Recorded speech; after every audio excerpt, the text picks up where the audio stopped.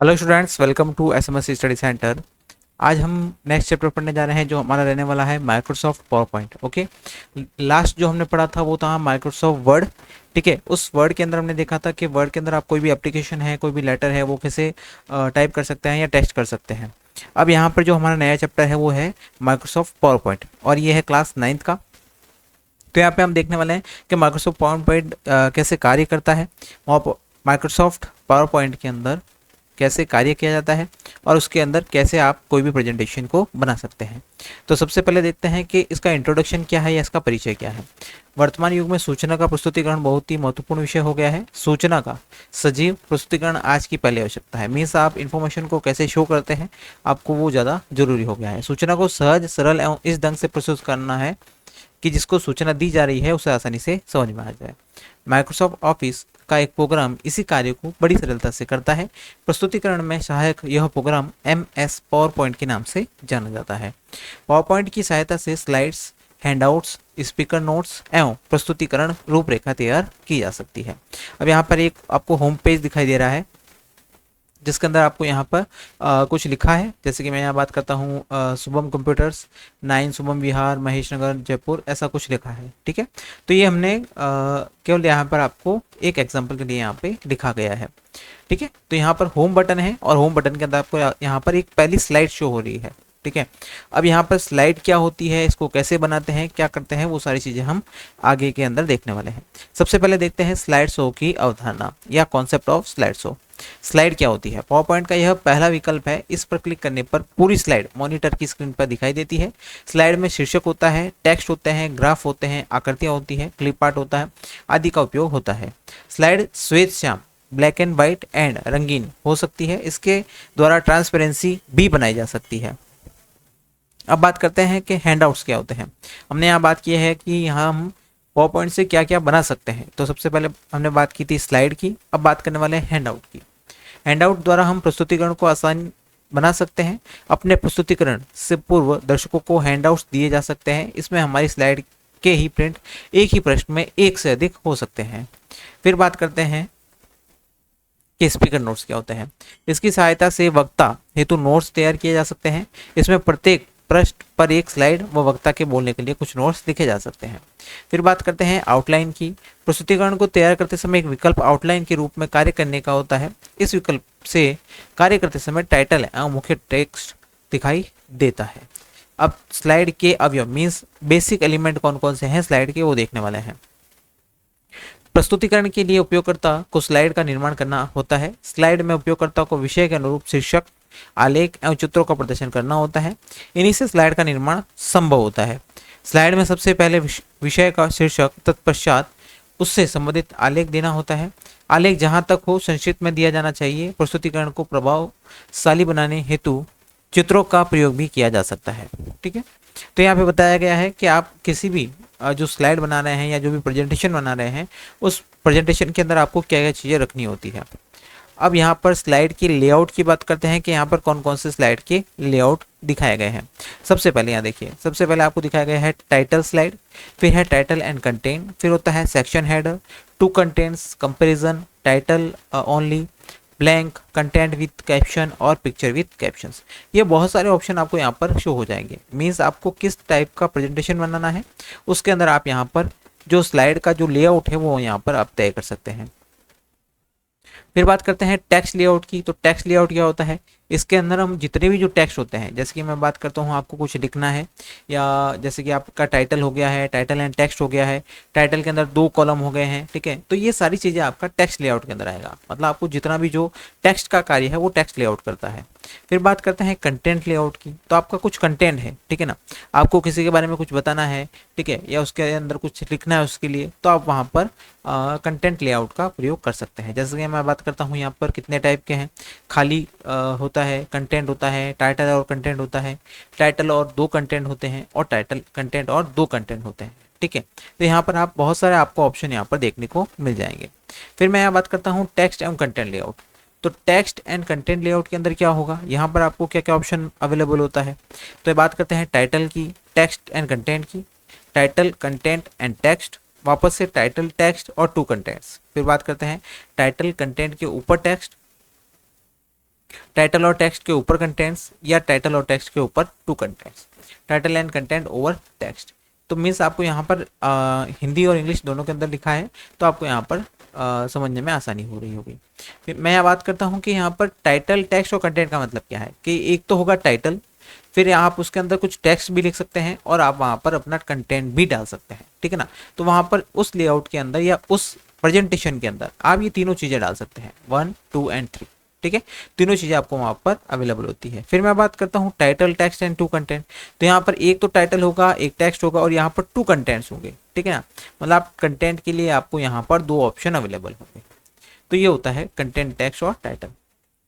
फिर दूसरे लेआउट कौन कौन से हैं, ठीक है। यहाँ पर बहुत सारे लेआउट दे रखे हैं, जैसे कि मैं बात करता हूँ टाइटल टेक्स्ट और clip art, title clip art और टेक्स्ट, टाइटल टेक्स्ट और चार्ट, टाइटल चार्ट और टेक्स्ट, टाइटल टेक्स्ट और मीडिया, ठीक है ना। अब यहाँ बात करेंगे सर कि क्लिप आर्ट क्या होता है। क्लिप आर्ट मैंने आपको जो लास्ट वीडियो थी उसके अंदर क्लिप आर्ट बता दिया था, वापस से बता देता हूँ कि क्लिप आर्ट क्या होता है।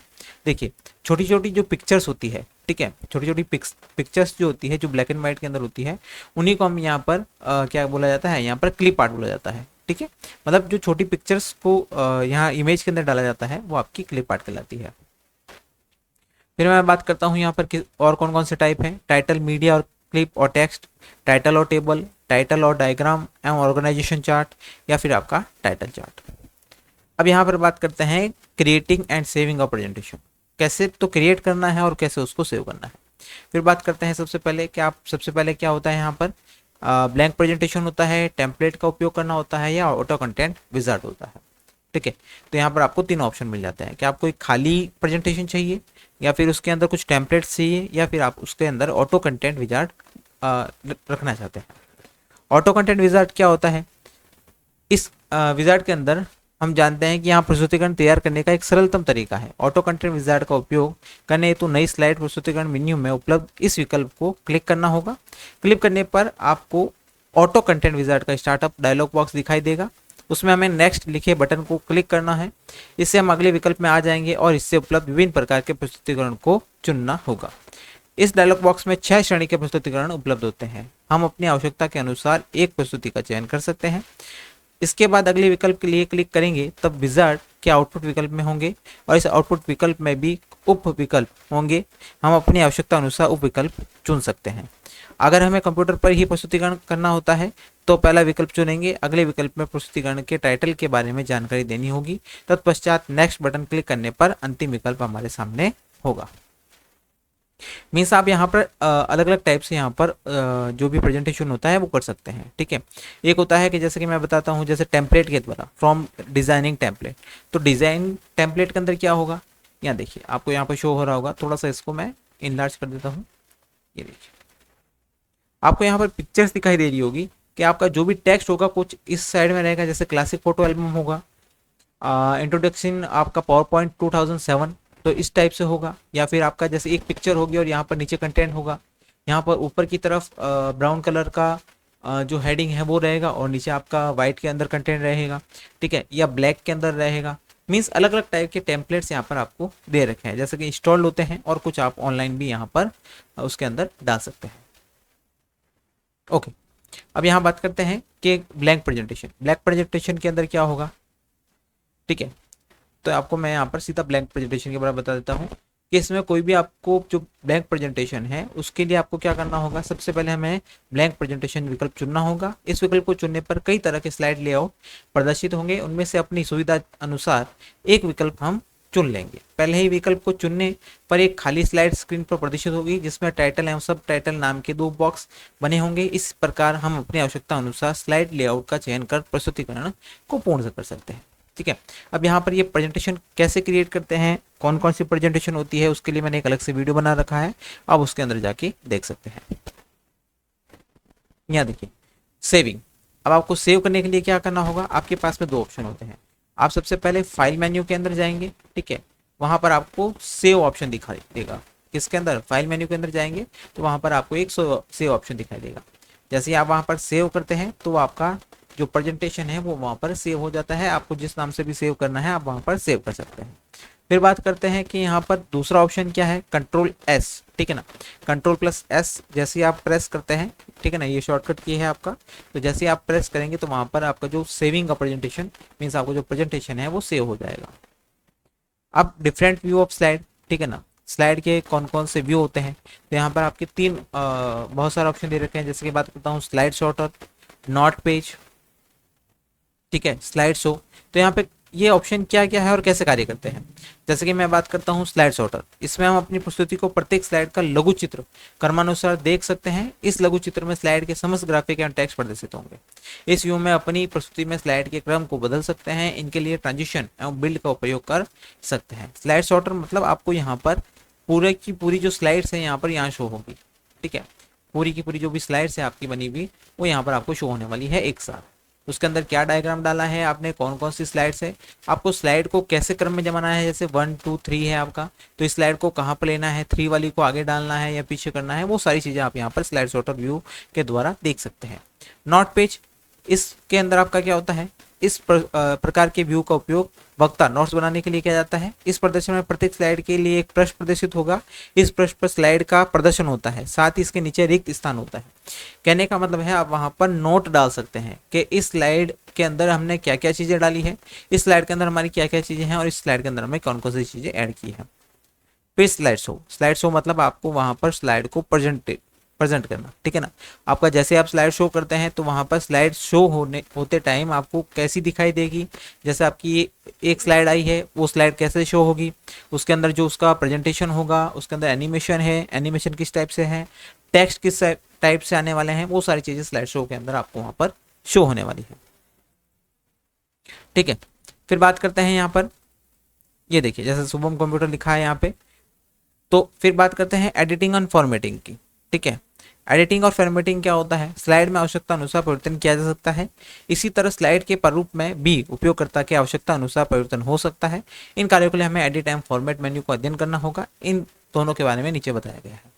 एडिट मेन्यू क्या है, एडिट मेन्यू क्या करता है, एडिट मेन्यू के अंदर हम यहाँ पे जितने भी जो हमने जो भी टेक्स्ट के अंदर कुछ काम किया है, जैसे इमेजेस के अंदर कुछ काम किया है, तो वो सारी चीज़ें, जैसे कि बात करता हूँ अंडू की, अंडू के द्वारा क्या कर सकते हैं, अंडू होता है हमारा कि जो भी हमने काम किया है उसको डिलीट कर दिया है हमने गलती से, तो उसको वापस से करना, ठीक है। जैसे कि यहाँ बात करता है इस विकल्प का प्रयोग अब से तुरंत किए गए कार्य को निरस्त करने के लिए किया जाता है।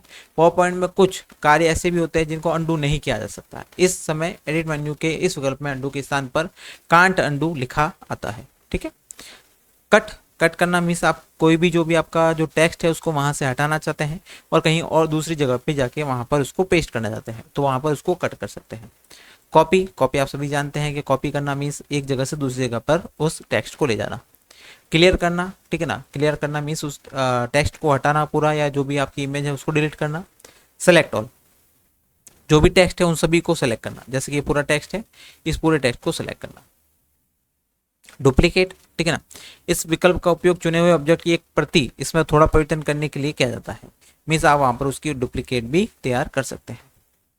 डिलीट स्लाइड, स्लाइड को पूरा डिलीट करना। फाइंड, स्लाइड के अंदर कुछ आपको शब्द समूह ढूंढना है तो फाइंड कर सकते हैं। रिप्लेस करना, ढूंढे गए शब्दों को दूसरे शब्दों से परिवर्तित करना, वो भी आप रिप्लेस भी कर सकते हैं। लिंक करना, ठीक है ना, आप किसी भी डेटा को वहां पर लिंक भी कर सकते हैं, जैसा कोई भी ऑब्जेक्ट है उसको लिंक करना है, उसके ऊपर क्लिक करने पर आपका जो नई फाइल है वो ओपन हो जाए, ऐसा कुछ, तो वो आपका लिंक करना भी आप पर आपको ऑप्शन दिखाई देता है, ठीक है। फिर ऑब्जेक्ट, आप उसके अंदर कोई ऑब्जेक्ट भी डाल सकते हैं किसी भी स्लाइड के अंदर। फॉर्मेट मेन्यू, ठीक है ना, अब यहाँ बात करते हैं फॉर्मेट मेन्यू की। तो फॉर्मेट मेन्यू के अंदर सबसे पहला आता है फॉन्ट्स, ठीक है। इस विकल्प से font size, font style, font colour आदि का निर्धारण किया जाता है, ठीक है। ये जो आपका फॉन्ट्स होता है, फॉन्ट्स के अंदर फॉन्ट से रिलेटेड जितना भी कार्य होता है वो किया जाता है। जैसे कि मैं बात कर दूं कि फॉन्ट को क्या करना है, फॉन्ट को बड़ा करना है, फॉन्ट को छोटा करना है, सब स्क्रिप्ट अलाउ करना है, आपका उसके अंदर उस फॉन्ट की साइज के अंदर कुछ मेजरमेंट करना है, इसकी स्टाइल के अंदर चेंज करना है, तो वो सारी चीज़ें हम फॉन्ट के अंदर करते हैं, ठीक है।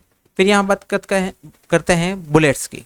बुलेट क्या है, बुलेट मीन्स आप वहाँ पर कोई भी जो स्लाइड है उसके अंदर कुछ लाइंस ऐड करना चाहते हैं। जैसे कि मैं बात करता हूँ इस टाइप से, तो वहाँ पर आपको बुलेट्स ऑप्शन भी शो होता है कि आप यहाँ पर उसको क्रम वाइज जैसे 1 2 3 4 ABCD, ठीक है ना, इस टाइप से या बुलेट टाइप में आप उसको शो कर सकते हैं।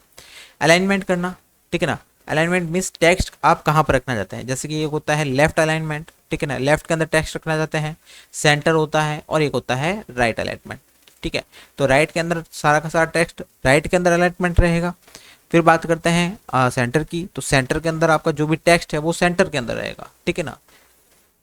और फिर बात करते हैं यहाँ पे लेफ्ट की, तो यहाँ पर लेफ्ट के अंदर मीन्स आपका जो लेफ्ट हम जैसे कि अपनी नोटबुक के अंदर स्टार्ट करते हैं वैसा आपका यहाँ पर लेफ्ट के अंदर रहने वाला है, ठीक है। लाइन स्पेसिंग, लाइन के बीच में जो स्पेसिंग होती है, जैसे कि मैं यहाँ बात करता हूँ कि इस लाइन के बीच में स्पेसिंग कम है और यहाँ पर ज़्यादा है, तो ये कहलाता है आपका लाइन का स्पेसिंग करना। चेंज केस, केस को चेंज कर सकते हैं, ठीक है ना, अपर केस लोअर केस आप यहाँ पर डाल सकते हैं, ठीक है। जैसे कि sentence case, lower case, upper case, title case और टोटल केस। रिप्लेसमेंट फॉन्ट्स, ठीक है ना, फॉन्ट को रिप्लेस भी कर सकते हैं, ठीक है। फिर बात करते हैं स्लाइड डिज़ाइन की, स्लाइड के अंदर डिज़ाइन भी डाल सकते हैं हम यहाँ पर। स्लाइड लेआउट, स्लाइड का लेआउट भी यहाँ पर ऐड कर सकते हैं। स्लाइड बैकग्राउंड, स्लाइड का बैकग्राउंड कैसा है, बैकग्राउंड कैसा रखना है, वो सारी चीज़ें। हेडर एंड फुटर, आपको हेडर के अंदर कुछ डालना है, ठीक है, मीन्स किसी भी पेज का जो स्टार्टिंग पार्ट होता है वो हेडर कहलाता है, और किसी भी पेज का जो लास्ट वाला पेज होता है वो फुटर कहलाता है, ठीक है। तो ये होता है हेडर और ये होता है फुटर। जैसे कि मैं बात करता हूँ लाइन नंबर की, पेज नंबर की, ये सारी चीज़ें हेडर और फुटर के अंदर आती है। प्रस्तुत विकल्प मीन्स आपका फाइल मेन्यू, इस मेन्यू में पावर पॉइंट की नई प्रस्तुति बनाना, पहले से बनी प्रस्तुति को खोलना, खुली हुई प्रस्तुति को बंद करना, प्रस्तुति में किए गए एडिटिंग को सेव करना, पृष्ठ सेटअप के निर्धारण, प्रिंट करने एवं पावर पॉइंट प्रोग्राम से बाहर जाने से संबंधित विकल्प होते हैं। फिर बात करते हैं यहाँ पर न्यू की, ठीक है ना। अब यहाँ पर ये न्यू ओपन क्या है, ये फाइल मेन्यू है। फाइल मेन्यू के अंदर न्यू क्या होता है, न्यू मीन्स आप कोई भी नई स्लाइड को ओपन करना चाहते हैं तो आप यहाँ पर न्यू के ऊपर क्लिक कर सकते हैं। ओपन, पहले से बनी हुई फाइल को ओपन करना है तो वहाँ पर आप ओपन ऑप्शन को क्लिक कर सकते हैं। क्लोज करना, जो बनी हुई फाइल है उसको क्लोज करना। सेव करना, सेव मीन्स आप जो फाइल है आपकी उसको सेव करना। सेव एज, ठीक है ना, जो फाइल बनी है उसके अंदर कुछ चेंजेस किए गए हैं, अपडेशन किए गए हैं तो उसको वापस से सेव करना। प्रिंट करना, किसी भी फाइल को प्रिंट करना, ठीक है। फिर बात करते हैं यहाँ पर, देखिए ये आपको प्रिंट का ऑप्शन शो हो रहा है यहाँ पर कि आपके पास में कोई भी जो आपका प्रिंटर है वो आपको वो सेलेक्ट करना है, ठीक है। और उसके बाद में आपको ऑल मीन्स प्रिंट की रेंज क्या होनी चाहिए, ऑल, ठीक है। स्लाइड्स है आपकी, और जैसे आप ओके पे क्लिक करते हैं तो आपको वहाँ पर आपका जो भी पेजेस है या जो भी स्लाइड्स है वो आपको वहाँ पर हार्ड कॉपी के अंदर प्रिंट हो जाती है, ठीक है। अब यहाँ पर कुछ ऑप्शन दे रखे हैं जैसे print to file, print hidden slides, black and white, wallet copies, scale to fit papers, ये सारे ऑप्शन आपको प्रिंट के अंदर मिल जाएंगे। प्योर ब्लैक एंड वाइट, तो ये ऑप्शन आपको प्रिंट के अंदर देखने को मिलते हैं।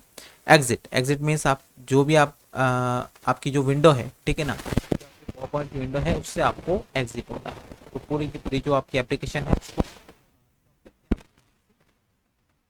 फिर बात करते हैं इंसर्ट मेन्यू की, तो इंसर्ट मेन्यू के अंदर आप क्या क्या कर सकते हैं, तो यहाँ पर इंसर्ट मेन्यू के अंदर आप कोई भी स्लाइड के अंदर कुछ जोड़ना चाहते हैं या उसके अंदर कुछ ऑब्जेक्ट डालना चाहते हैं तो वहाँ पर इंसर्ट मेन्यू के अंदर आप डाल सकते हैं। जैसे कि मैं बात करता हूँ न्यू स्लाइड, या फिर आप उसके अंदर डेट डालना चाहते हैं, टाइम डालना चाहते हैं, पेज नंबर डालना चाहते हैं। स्लाइड्स फ्रॉम फाइल मीन्स आप किसी फाइल से स्लाइड को ऐड करना चाहते हैं, ठीक है ना। स्लाइड फ्रॉम आउटलाइन, ठीक है ना। Clip art, clip art add करना चाहते हैं। इंसर्ट पिक्चर्स, किसी भी प्रेजेंटेशन के अंदर आप पिक्चर को एंटर करना चाहते हैं, इंसर्ट करना चाहते हैं तो वहाँ पर आप इंसर्ट पिक्चर कर सकते हैं। और वहाँ पर माइक्रोसॉफ्ट वर्ड टेबल भी आपको वहाँ पर मिल जाता है कि आप वहाँ पर कोई टेबल वगैरह भी ऐड करें। ऑब्जेक्ट, ऑब्जेक्ट भी वहाँ पर आप डाल सकते हैं, किसी भी फाइल का ऑब्जेक्ट वहाँ पर आप वहाँ पर उसको स्लाइड के अंदर डाल सकते हैं, ठीक है।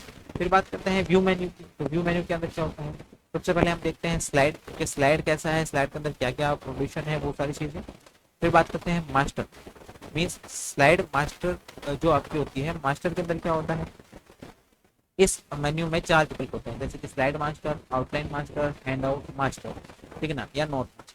आपको मास्टर कौन सा देखना है, मीन्स आपको स्लाइड मास्टर देखना है या आउटलाइन मास्टर देखना है, हैंड आउट देखना है या मास्टर या नोट मास्टर देखना है, ठीक है। ये सारे आपको वहाँ पर ऑप्शन दिख जाते हैं। एनिमेशन, एनिमेशन आप कोई भी, जैसे मैं बात करता हूँ, आप एनिमेशन डाल सकते हैं, जैसे कार्टून पिक्चर्स वगैरह है, ठीक है ना, वो सारी चीज़ें यहाँ पर आप उसको अंदर ऐड कर सकते हैं। इसके अंदर कोई टेक्स्ट हो गया है, कोई पिक्चर हो गई है या कोई क्लिप आर्ट हो गया है, वहाँ पर आप उसको ऐड कर सकते हैं। Animation pictures and text means animation picture और टेक्स्ट भी ऐड कर सकते हैं एक साथ, जैसे कि आपको यहाँ पर ये शो होगा, ठीक है। एनिमेशन प्रभाव कि आप कौन कौन सा एनिमेशन यहाँ पे डालना चाहते हैं, कि भाई आपकी जो स्लाइड है वो अप डाउन होनी चाहिए या डाउन टू अप होनी चाहिए, ये सारी चीज़ें। ये थी हमारी आज की क्लास, जिसके अंदर हमने देखा है माइक्रोसॉफ्ट पावर पॉइंट क्या है, माइक्रोसॉफ्ट पावर पॉइंट के अंदर स्लाइड कैसे क्रिएट कर सकते हैं, उसको कैसे सेव किया जाता है और कैसे स्लाइड शो किया जाता है। ऐसे ही वीडियो पाने के लिए हमारे चैनल को लाइक शेयर एंड सब्सक्राइब करना ना भूलें। Thank you so much.